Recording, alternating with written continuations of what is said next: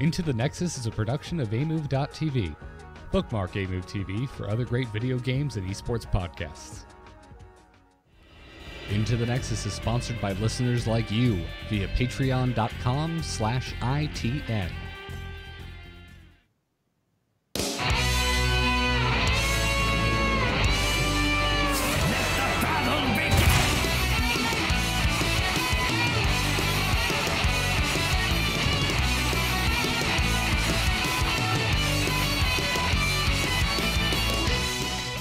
Greetings and welcome back, everybody, to Into the Nexus, the podcast all about Heroes of the Storm. I'm Garrett Weinzierl, and Mr. Kyle Fergusson is out this week enjoying some much-deserved time off, but that is quite all right. In his stead, joining us for 2 episodes in a row, coming back to join us to help me out this week, doing me a big favor, as a matter of fact, because he was super busy this week, is Mr. Dunk Train. Welcome back.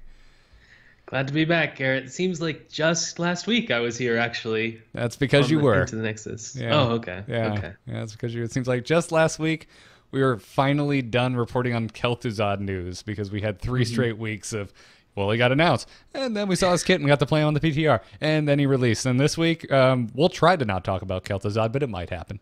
Okay. This is a no KT zone. This is a safe place. If you've been getting absolutely destroyed by chains and frost novas, this is a safe place. You can come here and we can talk about fun, sane things like Hero League.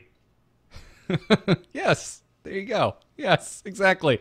So we're going to do something a little bit different today because it's been such a strange week. If for whatever reason this is the only podcast that I am on that you listen to, I talked about the hurricane on every other podcast, so I'm not going to do that here. I'm not dead. There you go. We're good. But because of that, it's been a crazy week. Kyle's gone. Didn't really know what the show was going to look like. So once I knew that you were going to be coming back on Dunk, you and I had some back and forth and we were trying to figure out, you know, something different to do because it's not a big news week. There's not a patch. There's not a new hero announcement.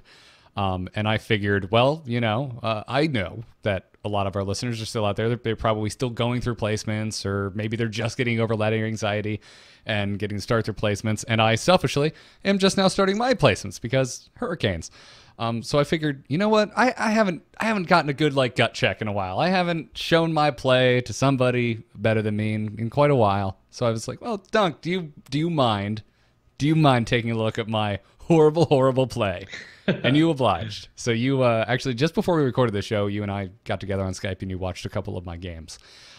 So I figured we'd start today off with strategy instead of news, and basically talk about how to things that I should be working on and maybe our listeners out there should be working on as they head back into Hero League. So let's get into it, starting this week's episode off with strategy. Choose a talent. Choose a talent. Talent? Ah, that seems generous. I have a PhD in PvP. Okay, so Dunk, you don't have to be nice, so you can you can be blunt. But for those out there, I am typically a platinum player. Went on. I have started the season off in my placements with a horrible losing streak, and I'm already looking at gold 3s in my placement games, and I'm starting to freak out, man. I'm freaking out. Well, I wish I could tell you not to freak out and that everything will be okay, which it probably will be. But I would say I was actually pleased. Watching your gameplay, you had a lot of the fundamentals right. Your execution was obviously not at Grandmaster level, but your execution was better than I anticipated. For gold plat area, and I think there are just some strategic choices that we can talk about and hopefully help you out and help the listeners. Rad. Well, let's so I think we'll get into, and our listeners out there are probably used to kind of the pre-season or a pre-battleground update roster ritual, which we'll talk about a little bit later, but let's start with just the mechanics. What are some of the key things you picked up on kind of looking at? So you watched me play a Vala game and you watched me play a Sonya game. Sonya is one of my big comfort picks. Love playing Sonya. Especially love playing her on Infernal Shrines, which is what you just got to see. Yeah. And Vala is my doing my duty is what I call Vala. I'm not excited to play Vala, but a lot of times I feel like games go south because the damage didn't execute. So those are two of my main picks right now. So you get to watch 2 games of mine with my main picks where we lost. And so what were your like immediate takeaways? So strategically, my immediate takeaways, I would say, from the Sonya game were lane management and mercenary timings. In that game specifically, I felt like the enemy team did a much better job overall of managing lane pressure and wave control and their mercenaries. And your team didn't really grab mercenaries. When they did, they just got cleared for free. It was never right before an objective, that sort of thing. So one thing I would have liked to see you do more aggressively on Sonya, who is a very good wave control hero, is, rotate to those lanes that are getting pushed in, rotate to the lanes where, the experience is just kind of going to waste. In that game, you had an Asmodan who wasn't really doing his role very well. I would say he wasn't soaking waves effectively. He was dying in his solo lane. And you did get that fixed. Communication was a big part of helping that. He went with the team when you told him to do that. And I think that was important. Mm-hmm. But especially early in the game, I feel like you guys fell behind because you guys weren't managing getting all the experience effectively, and that's a really important thing in the early game. So one of the things when we were talking off air, that I was surprised to see you kind of focus in on was communication. Mm-hmm. What you were, and as a matter of, one of the things you did was kind of jokingly make fun of the fact that I use proper capitalization and punctuation when communicating with my team. And so what I got from that was throw that out the window, get your message out as soon as you can, and hopefully not stand in the flame strike while you're typing. Yeah, pretty much. Yeah, pretty much. Because I definitely, because like back to that Asmodan, do you think if I had just communicated with him earlier on, that if I had just started, say, that Infernal Shrine games on Sonya, for example, top lane instead of the Asmodan, that we could have maybe not fallen behind so early? I definitely think that's possible. In those games that I saw, it really did feel like not everyone had the same game plan at all times, and that's not something I see a lot in my games. Usually in my games, everyone generally understands what's the right thing to do, in the sense of we know who the solo laner is by default. We know who's the one soaking the 2 off lanes during the first shrine on Infernal Shrines by default. That's just something that everyone I play with typically knows. In your game, I feel like it really would have helped your team if you had said, hey guys, I want to solo top, you 4 stay together on the bottom side of the map so nobody dies. And maybe that's the kind of thing where you can type that out, and it would get obnoxious to type that out every game, perhaps for you. But if you see things going a little bit wrong, maybe it's time to start kicking into the like team leader role, of the sense of, okay, I'm going to solo top, I'm going to tell my team what to do. And I think that definitely could have helped them. Okay. I like that. And again, it was something that felt kind of surprising. It probably shouldn't have, because just last week we were talking about the importance of communication on the show.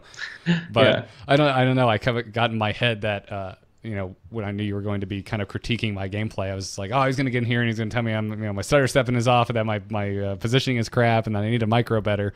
It was interesting that it came to that in both games that you watched. There were points in both the Vala game and the Sony game where you're like, if you communicated a little bit better with your team, they probably would have made a different decision.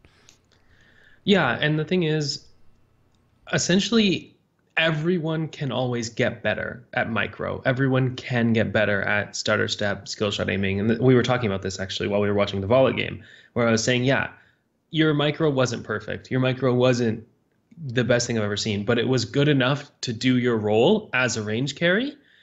And it's really the communication aspects that would have been the tipping point, because it's those big decisions, like someone making a rotation they definitely shouldn't have done, or the team completely splitting up in the middle of the game. Like, it's those big decisions that can be cleaned up with communication that will allow you to climb more quickly, because your mechanics are good enough. Okay. Now, do you think there are certain, like, say I play primarily the Warriors, do you think that's something good to do if you're trying to climb out of the middle leagues? Because I think you are right. I think everyone having individual plans as opposed to one big picture is part of the issue. So do you think if you're the type of player that is comfortable taking on the leadership role, that playing a frontline hero and hopefully at least her body language, kind of moving people around the battleground, that might actually be a way to go, and not just spam Tyrande, which is what everyone on Reddit seems to think you should do? I would like to believe that, playing a warrior and leading your team in the macro game, stuff like that, is just the best way to climb. But realistically, I just think playing what you're good at and what you're having fun playing is probably the best way to climb. I don't think there's one, magic bullet solution to, play X hero or Y role and you'll gain rank no matter what. One secret to beating hero. Like, I don't think there's anything really like that. Yes, I do believe that narrowing the roster of heroes you play will allow you to get better at those heroes' particular skills more quickly, and you'll climb because of that. But that's not like a one hero solution to Hero League, Yeah. Okay. All right, and then the other one was obviously you did mention my micro, especially on something like Vala, and this I'm sure this can be applied to every hero, especially damage dealers, about maximizing your damage. Yeah. And in my case, you kept kind of pointing out that you should definitely be throwing your Hungering Arrow a lot more and vaulting and Hungering Arrow a second time a lot more. You were playing Q build Vala. So for those of you who are familiar with Q build Vala, it's a Vala build based around using her Q, Hungering Arrow, high damage single target nuke, and then it resets when you use her mobility skill, so you get to cast it again. It's a really powerful burst combo. And I was definitely seeing you not knowing how much damage you could do to execute someone with the full burst combo, and not being aggressive enough in, I would say, using the tools that you had. So while there is okay, so rewind a second, talking about the tools that heroes have. Let's talk about Stitches real quick. You didn't play Stitches this game, but I think there's a concept that everyone can kind of grasp when you think about it from the sense of a Stitches. Stitches hook. Everyone knows what Stitches hook does. Everyone knows when they're playing against a Stitches, you have to be scared of the hook. So conceptually, there is some value in not having that ability on cooldown. So essentially, anytime the enemy hasn't seen your hook, they always have to be ready for it to happen. But you don't ever actually accomplish anything really unless you throw the hook out at some point.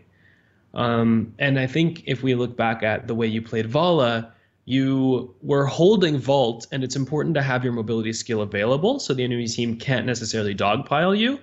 But there were a lot of times where I felt you could have used Vault aggressively or even like neutral conceptually and positioning wise, like just side to side, not necessarily getting towards the enemy or away, to get more damage from the attack damage bonus and the Q reset, and it would have been really high value.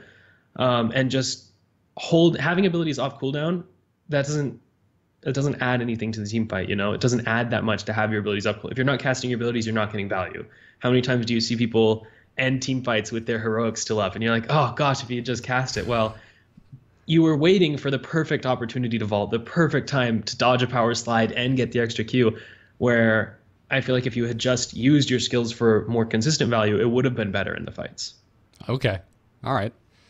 Yeah, which goes into kind of another thing, which you mentioned, playing scared as well, which is this concern, which definitely was going through my head, that power slide. It's been a while since I've come up against ETC. He feels almost like going up against a new hero at this point because he's been gone for so long, it seems like. So I was worried about that power slide, and also because I did die to a power slide early on in a choke, so it kind of freaked me out. But you're absolutely right. It's kind of on me as the Vala to put that aside. And we were talking about this a little bit while we were watching the game, but you were playing against an enemy team who did not have a lot of CC. They had their primary crowd control heroes were an ETC, so Power Slide and Face Melt, and then a Kel'Thuzad, so Chains and Root. That was the brunt of the CC the enemy team had. They had a slow from Rhaegar. They had Sonya Spear. Those aren't really hard CCs. But what I want to talk about is mentally keeping track of your opponent's cooldowns and playing around them. So a lot of times what would happen is Kel'Thuzad would start casting his combo on one of your allies. And when Kel'Thuzad is doing that, the enemy team is basically going to focus that person. What I wasn't seeing you do was then playing aggressive in order to trade effectively against the Kel'Thuzad. And this is something that I think a lot of people don't do. When you're playing against a mage, especially, but even any tanks with longer cooldowns, you were talking about a Nubrak, when you see their abilities go on cooldown, you know they do have downtime. They have cooldowns. Some heroes have longer than others. ETC and Kel'Thuzad in particular have very long cooldowns on their whole rotation of crowd control and their burst.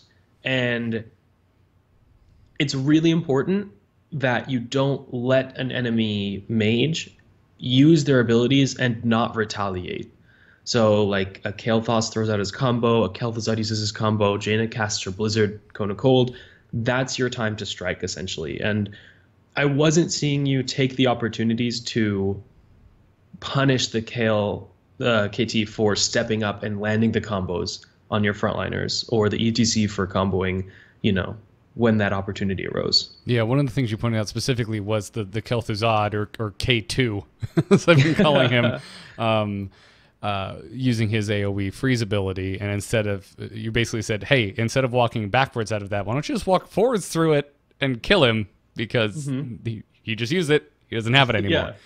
Yeah. And you're absolutely right. And that can be applied to any of the circle ability mages, Jaina, Kel'Thuzad.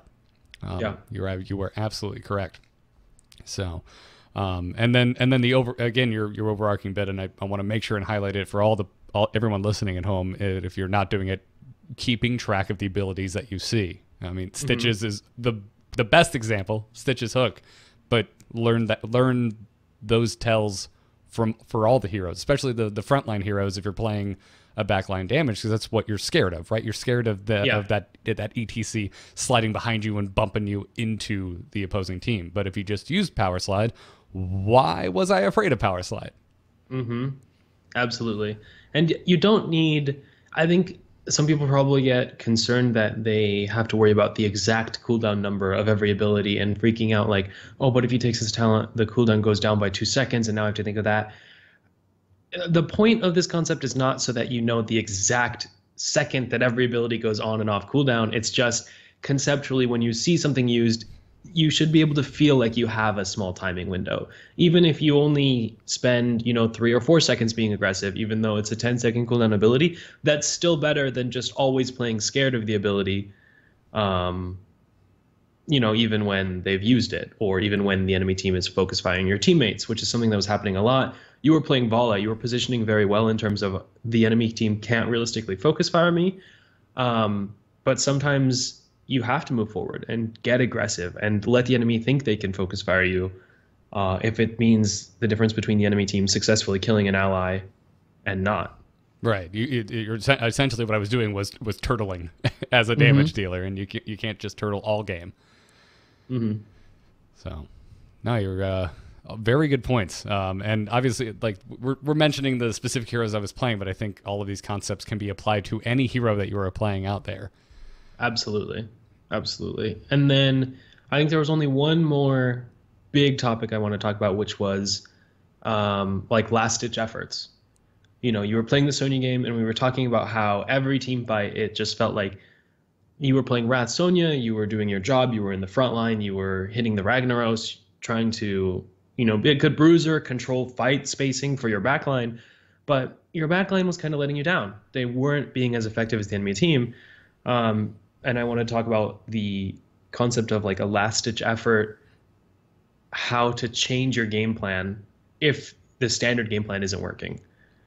And you'll see this sometimes in high-level Hero League, but a lot of the time in competitive, where a team is behind, and then they just do something wild, like they'll go to a boss, or they'll camp a brush, and Twitch chat will just explode with, oh my gosh, why is this team doing the boss? It's so bad. There's no way they can get the boss. The enemy team is 2 levels up. They're going to wipe them and get the boss in the game. But the team understands that their chance of winning is so slim that they essentially have to take a huge risk to have a chance to win the game. And in that Infernal Shrines game on Sonya, you were playing like standard frontline Sonya, and that wasn't working all game. And one thing I would have liked to see maybe is, even if it's Hero League, you can't realistically guide your team to camp a brush. They're just not going to listen to you. Sometimes they will, but most of the time they won't. You could have gone on a sort of last ditch effort, like maybe try to come to a fight from the flank, or maybe try to loop around all the way behind a fight to try and get on the Kale, because the Kel'Thuzad was the primary enemy damage dealer. And maybe even if you die for it, maybe that's good enough, because playing standard wasn't good enough. And I don't want people to, be in even games, you're level 12 to 12, and suddenly you start doing wild stuff because you're like, oh, Dunk told me to do last ditch efforts, but like you were down all game, standard team fights weren't working, you were 2 levels down, the game is swiftly coming to a close. That's the time where maybe you just try wild things because there's a chance they work out. Maybe you go for that ridiculous boss call because it's your only hope. Yeah, no, you're absolutely right. And I also like what you mentioned there, which was, maybe I died, but it would probably be worth it because it empowers the rest of my team with that Kel'Thuzad dead. And that's an interesting thing to note. And again, we are not advocating go and die a bunch of times, but do know that sometimes it is just your job to get into the thick of it, and you may be the most expendable member of your team. So it's all very interesting, and I definitely have not been keeping track of cooldowns in my head. Partially because part of me was thinking like, but one's 15 seconds and one's 10 seconds, and both of them went off, and I need to keep track. You're absolutely right. It's like, well, any amount of time spent getting aggressive in that window is better than no aggression at all. Yeah. Yeah.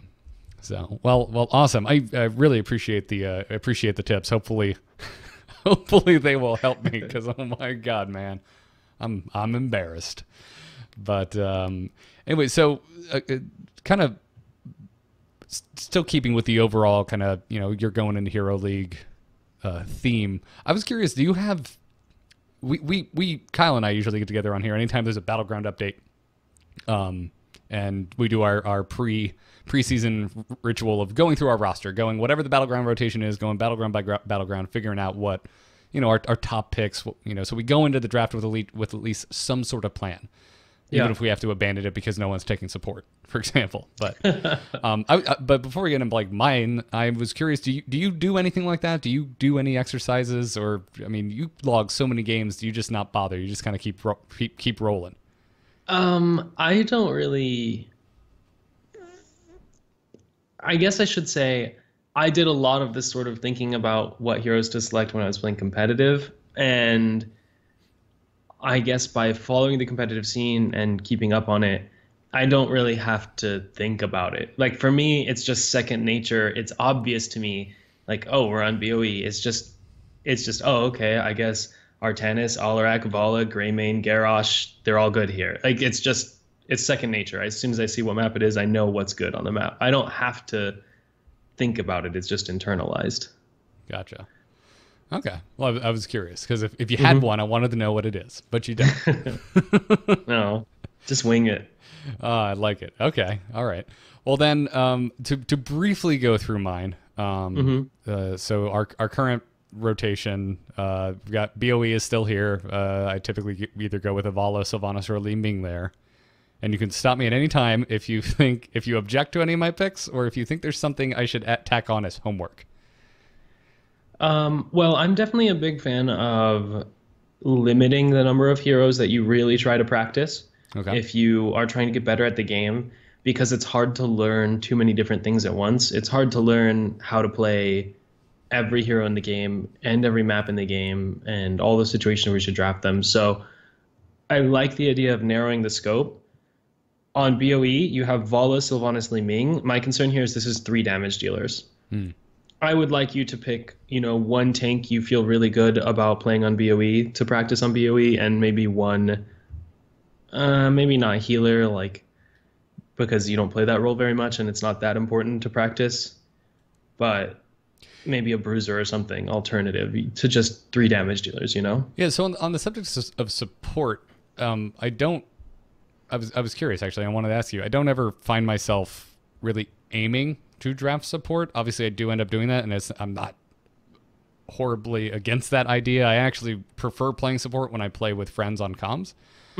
I just don't prefer it in an uncoordinated environment. But my pick for my support is almost never influenced by the Battleground. Am I horribly wrong? Horribly wrong might be a stretch. I don't think it's quite as important necessarily on most battlegrounds to tailor your support to the battleground. But if I'm on BOE, Karazim and Rhaegar are definitely going up in priority because of how much damage they do in the Immortal race. If I'm on Brax's Holdout, Medic is definitely going up in the priority because of how valuable she is during the laning phase. So I think it can be valuable to adjust, but it's probably not as important maybe as some of the other roles. Okay. Yeah, because like Arthas and Sonya, very bruisery warrior, are comfort picks of mine, so I find myself picking them all the time, so they're always kind of in the back of my head. So I don't know. Lately I've been trying to think of, I guess I've been actively trying to think of my damage dealers. Yeah. But, okay. So Blackheart's Bay is a map I really like taking Sonya on for mercability and survivability. Absolutely. When I'm holding coins. I'm coming back around to Zagara again. I keep coming back to her. She used to be my main for any and all situations, and then I started getting real annoyed when people weren't doing anything with the XP lead I was giving them. But I think I'm coming back just because of this rotation with things like Blackhearts and Tomb in the mix. Really enjoying Zagara. And then the one I'm not sure about, but I think I'm going to start getting back into it is Jaina. And specific, I've always liked Jaina on Blackheart's Bay just because of anytime you're fighting around a focal point, her abilities get value. Yeah. It's a lane. The map is also pretty long on Blackheart's Bay if you're fighting near the chest or something.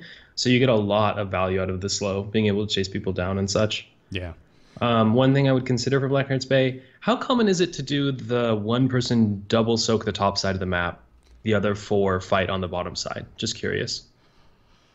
I'd say I don't know. It almost feels like a coin flip to me. Sometimes it depends on if that player is on your team, because you'll hear from them right at the beginning. Like they'll just highlight Zul or Nazebo or something like, "Hey, I'm double soaking," and then they're like, "Yeah, okay, cool," and you start to try and draft around him. Okay, just curious, because to me, Blackheart's Bay screams like double soaker. Pick either. I mean, the thing is, Zagara and Jaina are actually both completely reasonable double soakers on Blackheart's Bay. The obvious one is Zul. Leoric's really good. There are some other ones that like depend on the matchup. Like sometimes Ragnaros is really good. Sometimes he's weak to certain matchups.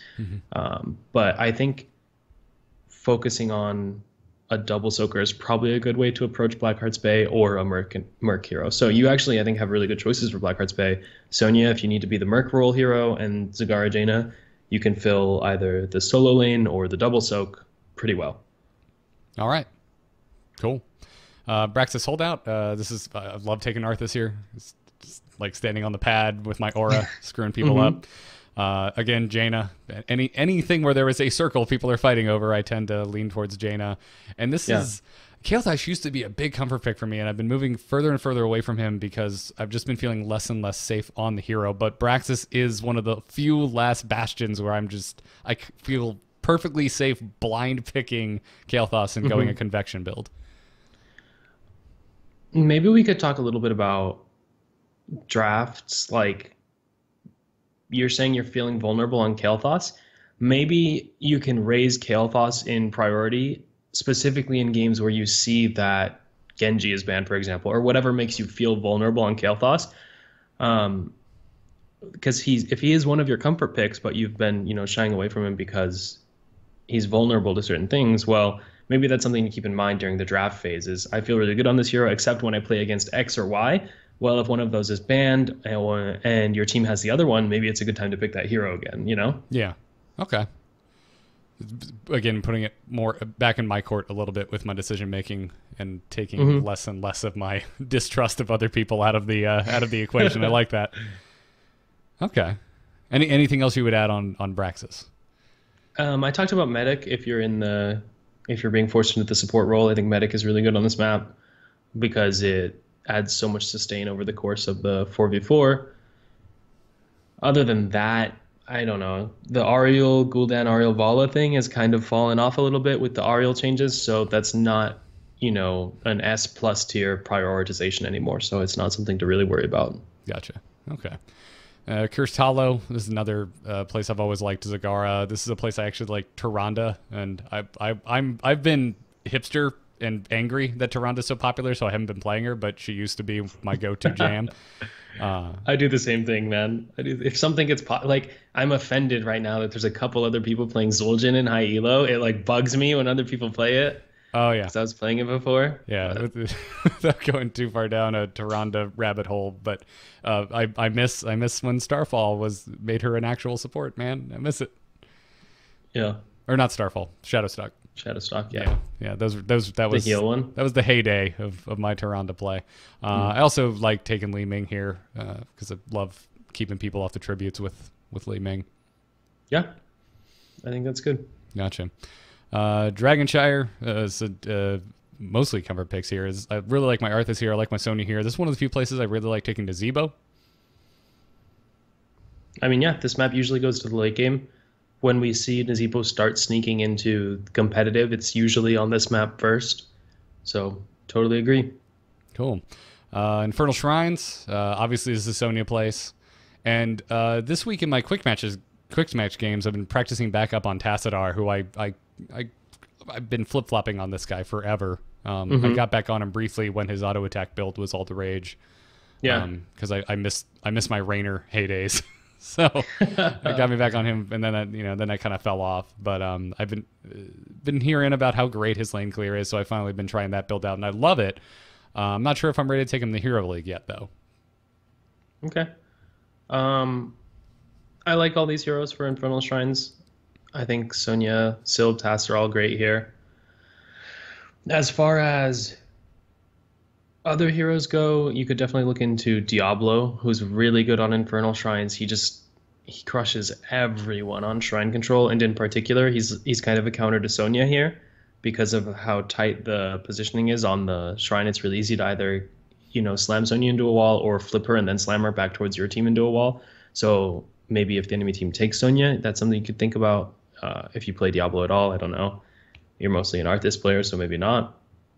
He's always been just a for fun thing, but I have always enjoyed playing him, so maybe I should consider dusting him off, because I do see Sonya counterpicked quite a bit on multiple maps.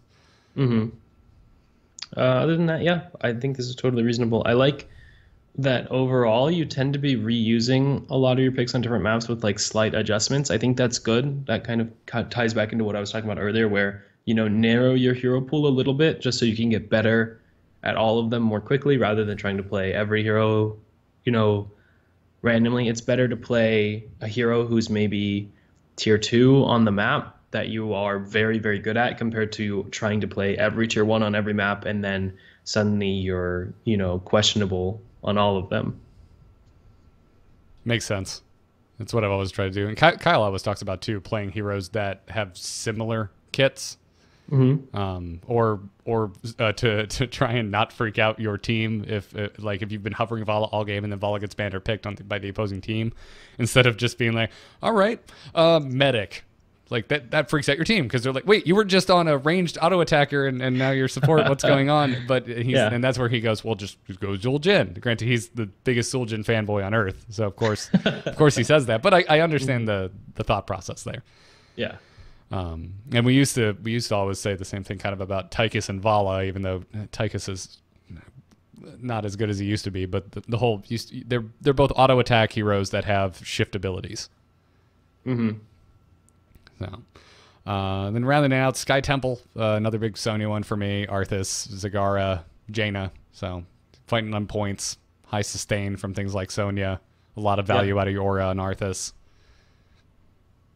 For sure. I like all these picks here. Yeah, and pretty much the same list for Tomb. It's pretty much Sonya, Arthas, Zagara, and this is another place I love taking Sylvanas if she doesn't get banned immediately. Okay. I'm not a huge fan of Sylvanas on Tomb, just because I think realistically the timing window to get a lot of value out of Sylvanas on Tomb the Spider Queen is not long enough anymore, and you're probably better off with the more standard range. I like Kel'Thuzad a lot on Tomb of the Spider Queen. He adds a lot to the wave clear. He feels pretty safe on this map. Okay. You can also use, Jaina or Vala or whatever, but just my thoughts. Okay. I will You're making me think. If there's one through line, I think with the tips you're giving me, it's be brave. So if I can get over my fear of dying, I should probably just start taking Kel'Thuzad more in general, and will also improve my Vala play. Yeah, possibly. All right. So I dig. And then this other stuff I kind of ignored here. The other thing I also always think about is if I'm stuck in first pick. I just it's either comfort picks or picks I don't want my enemy to have. This usually when games I do end up on Vala are games where I was in the first pick slot. Okay, that's totally reasonable. Okay. Well, awesome. I appreciate you going through this little exercise with me. So, any parting thoughts before we talk about some of the fires on Reddit this week? Not really. I don't think so. Okay. All right. Well, there was quite a bit of discussion happening about sportsmanship on Reddit this week. So let's go ahead and get into that. We're on, boys! Ha-ha! Let's liven up this place! Can Stitches play now? Put me to the stage!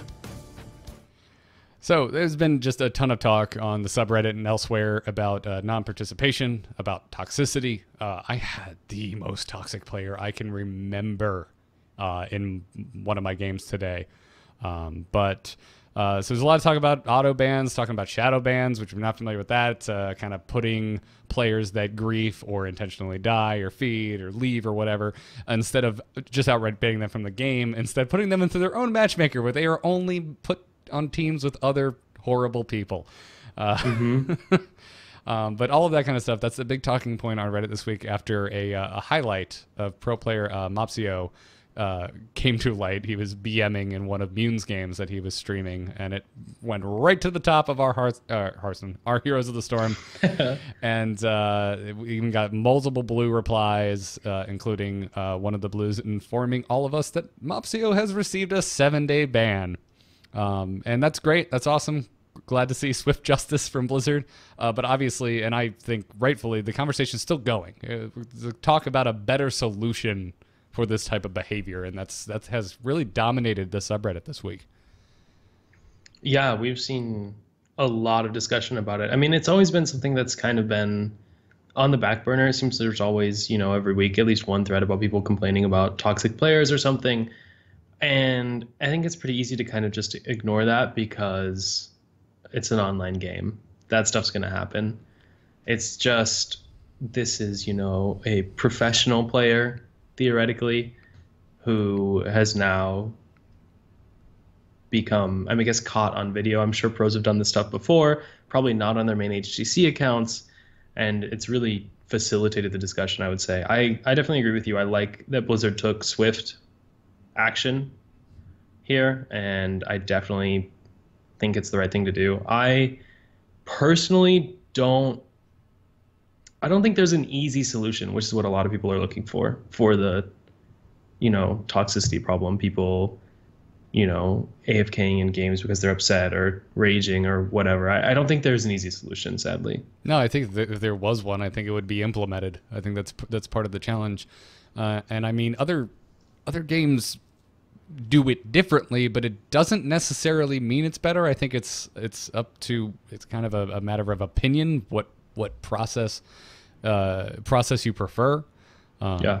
And obviously Overwatch just did a new update, and they've been very vocal recently about their efforts to deal with toxic players.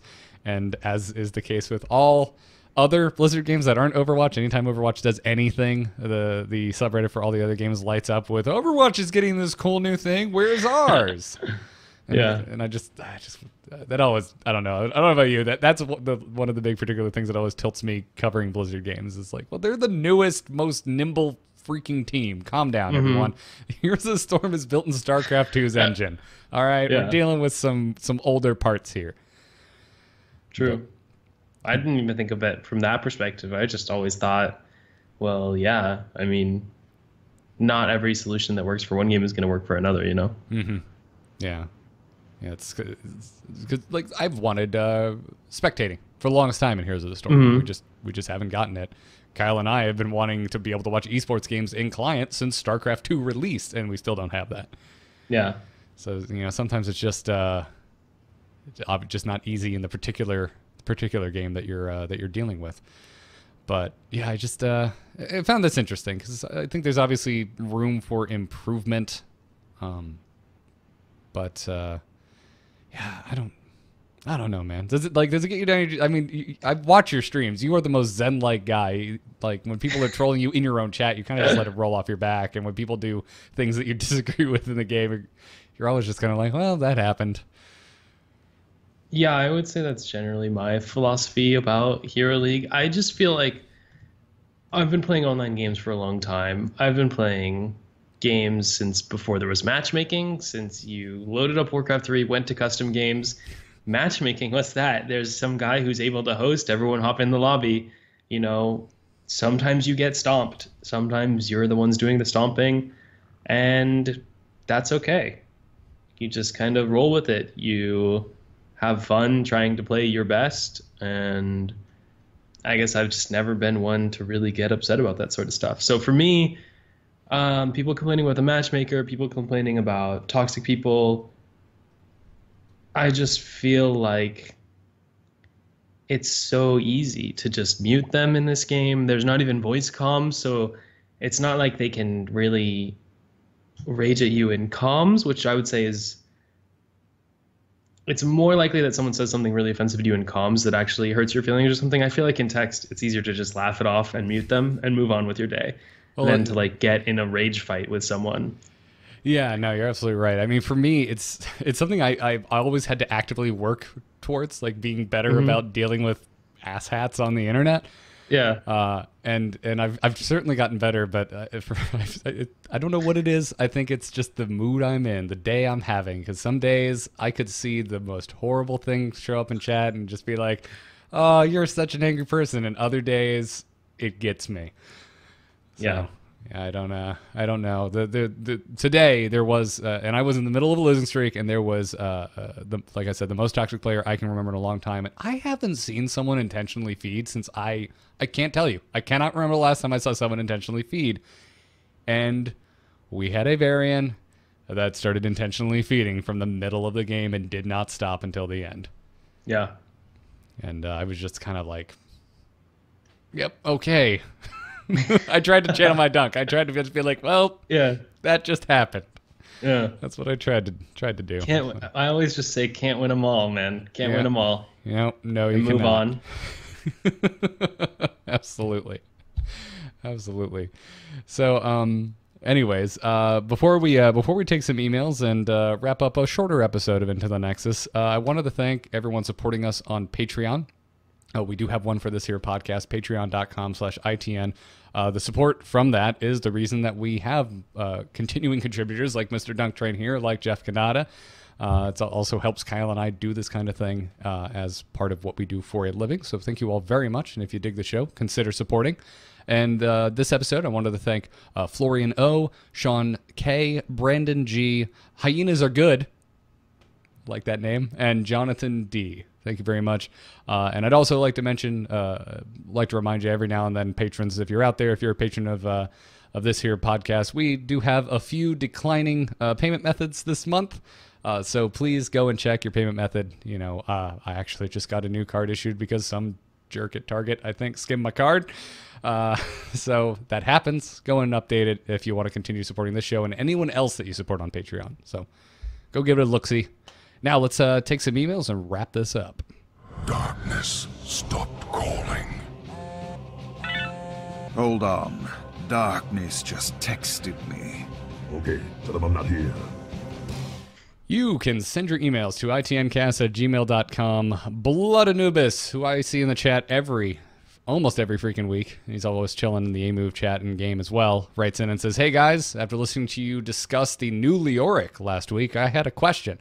From what I remember about the discussion, Dunk and even maybe Kyle was saying he felt really good. You're remembering correctly. Both Dunk and Kyle were singing Leoric's praises last week. However, this was not reflected in the Hot Slogs rankings. Disclaimer. Thank you, Blood Anubis. Have there been any other changes or even new heroes that felt really good in game but underperformed overall? Is this rare? And does it say more about the player base / meta or the actual changes to the hero? Thanks for all you do.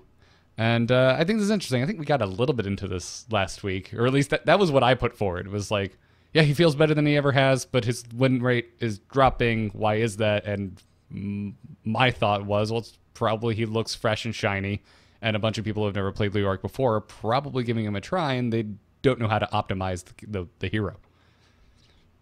Yeah, I absolutely think that has something to do with it. Anytime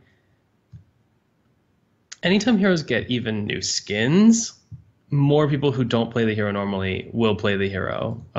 Doubly so for reworks, stuff like that. Historically, I would say the biggest kind of surprise in terms of, oh my gosh, this hero is broken, turned into, whoa, why is the win rate so low, is Medivh.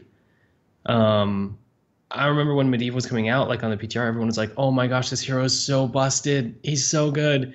And then he gets on live and his win rate, is like 40%. Just the worst in the game. Absolutely tanked. But that's not because he's a weak hero. It's because he's complicated. He requires coordination. And so sometimes what you feel isn't quite right statistically. The stats just don't, bear it out. And that's okay. Medivh is still a great hero. I think Leoric is still powerful. It's very possible that Leoric's strengths are different than they were before.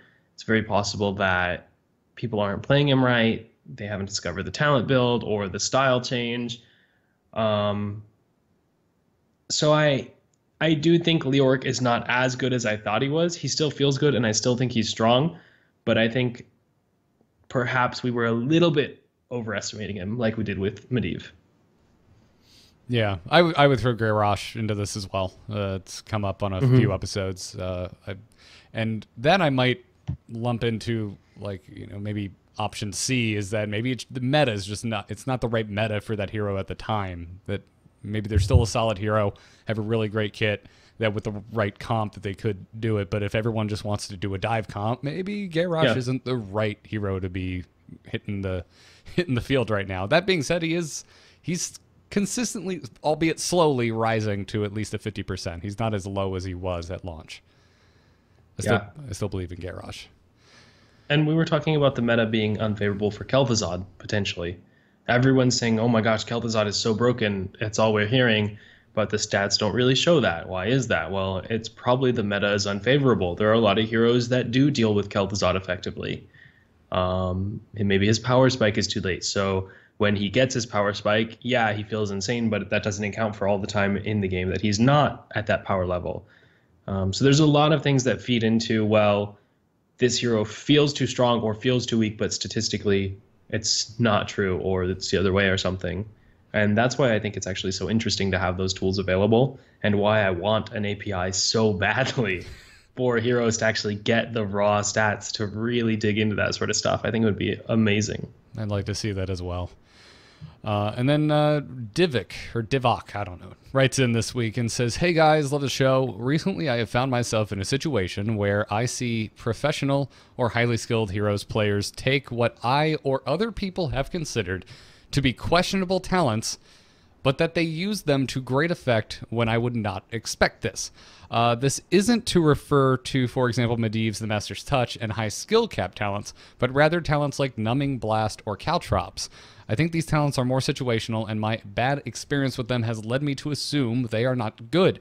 So my question is, how do you suggest getting the most out of talents like these, identifying when they are a good choice, and ultimately not getting caught up in results-oriented thinking? Thanks. That's a great question. It's definitely something that has to do with your expertise on a particular hero. Just doubling back again on the concept of the more heroes you play, the harder it is to know the intricacies of every single one. The harder it is to know every matchup, every side of every matchup, how you can change your game style to play differently. And yeah, I would say Caltrops is very rarely good. But if you're a player who has 1,000 Vala games, you probably have had the opportunity to play, at least 25, 50 with Caltrops just to try it out. And then you know what situations it's okay in, what situations it can actually get value. So this is one of the things where I wouldn't really recommend trying to get crazy with your talent choices on your 10th most played hero. It's just not realistic. You're not a super expert at that hero. You don't know every matchup. You don't know why the go-to talent build is X over Y. So you don't have the expertise. On your most played hero, on your best hero, the one you feel the most comfortable on, spend some games trying some weird talents. Spend some games just going crazy. Theory craft some stuff like, oh, they have low mobility bruisers who can't catch me if I'm playing Vala. Maybe Caltrops is good here. Just try it out. Maybe you'll find something that works for you. I don't think you should be trying things out every game, and I don't think you should be trying things out on a hero that you're playing for the second time. Just go with the standard build. It's okay. It's the standard build for a reason. But on your most played hero, go for it. Try stuff out. Sometimes you'll find stuff that works particularly well in really specific situations. This is one of my favorite reasons for Quick Match to exist too, by the way, because you so frequently find yourself in a completely unoptimal composition for your team. And that's sometimes it doesn't matter if it's like my 20th most played hero. I will still experiment just because it's like, well, how the hell do I make Kel'Thuzad work without a healer? I don't know. Let's get weird. Yeah. But yeah, no, you're absolutely right. I like that. I like that we keep. There's a nice through line in this episode. I like that we keep coming back to you can't play every hero in the game, and your knowledge base is going to kind of reflect that. But I mean, do you think they'll ever push the game to a point where, like, I feel like the Team 1 devs would like the game to be this way, where there isn't a right answer for the way that you build a hero, and for every hero that is not necessarily the case, and there's always certain tiers where it's definitely up for debate. But I don't know. I guess it's kind of like the fighting toxicity. I don't think there's an easy answer. Yeah, there's no easy answer. Obviously, the dream situation is every talent is equally viable, and sometimes they're better in some situations, and sometimes they're better in others. And they get closer and farther from that on various talent trees. Certain heroes have predefined builds where maybe there's two different builds. One is really good in some situations, one's really good in the other situations, but there's not much change on the talents individually between or inside any given build. Sometimes heroes, you can mix and match talents on certain tiers. It just depends. And I don't think we'll ever get to a spot where every talent is equally viable, but I think on most of the new talent trees especially, unless there's like a significant outlier, there's usually some reason to maybe change your talents on every tier. Yeah. Well said, as always, Dunk. Thank you. And you know, I completely missed this today. There was a teaser, apparently. Did you see the teaser? I'm gonna pull it up for the video audience just real fast. This is not pretty. Sorry, the graphic designer in me hates myself right now. But I'm just seeing for the first time a tweet 5 hours ago. The Nexus is in crisis. Join us as we investigate tomorrow during HGC. This looks Overwatch as hell, but it doesn't look like any Overwatch weapon that currently exists. Yeah, I would say the same. To me, that looks super Overwatch, but I don't know Overwatch that well, so I wasn't sure if maybe that was something that I just didn't know about. But I have no idea what those are. Not unless a hero has been released past Doomfist, and I just have not been keeping up with Overwatch. Yeah. Yeah, it does look like Volskaya Industries. Oh, and Varian. Yeah, that could be a Varian skin. I saw, I think Kendrick. I don't know if I don't know if you know who that is. It's like a European content producer. As soon as he saw that, he tweeted out, he's like a huge Varian fanboy, and he tweeted out, "Oh my gosh, Varian's getting a superhero skin, like a Sonya super skin." That would be cool. Yeah, I like Kendrick. He leans a little bit more into the lore nerd side of things, which I always kind of relate to. Yeah, I didn't see. I can't believe I missed that today. It's been a weird week, guys. I apologize, but yeah, definitely. Now that looking at it, I can't unsee Varian swords just done up as the Volskaya Zarya kind of aesthetic. Yeah. So, yeah, maybe the next like batch of theme skins will be a Overwatch-esque for non-Overwatch heroes. Or who knows? Maybe Tracer will get a McCree skin. So very cool. Well, Dunk, thank you again for coming back 2 weeks in a row and filling in for Kyle's shoes, and also making me feel a little bit better about my sorry state of affairs in games this week. Yeah, man. Thanks for having me. It was fun. Well, again, as always, at the end of the show, where can everyone find you? Everyone can find me on twitch.tv/dunktrain or Twitter @dunktrain. And that's it. Awesome. Folks, typically we're live Thursday nights at 8 p.m. Eastern on twitch.tv/amovetv. A little earlier this week to accommodate for Dunk's schedule and filling in last minute for Kyle. We also got the mobile live stream over at alphageekradio.com. Follow us on Twitter @ITNcast. If there is a scheduling update, that's the kind of place where I usually put that kind of stuff out. And thanks again to our patrons and our producers, Declan H, Cheesy Bob, and Mythdoll. If you want to support Into the Nexus, check out patreon.com/ITN. As for me, I'm on Twitter @GarrettArt, and every podcast I do can be found at amove.tv. Got a Hearthstone podcast, Angry Chicken. Got a spoiler show called the Embrace the Spoilers. Check those things out. And Kyle's gone, and he, like a good man, is keeping off Twitter on his vacation, which I failed at doing when I left. But when he's back, you can follow him on Twitter @KyleFergusson. Thank you again for listening, and until next week, good luck and have fun. And from Kyle's ghost in the, well, not ghost, Kyle in the distance probably yelling, "Take care!"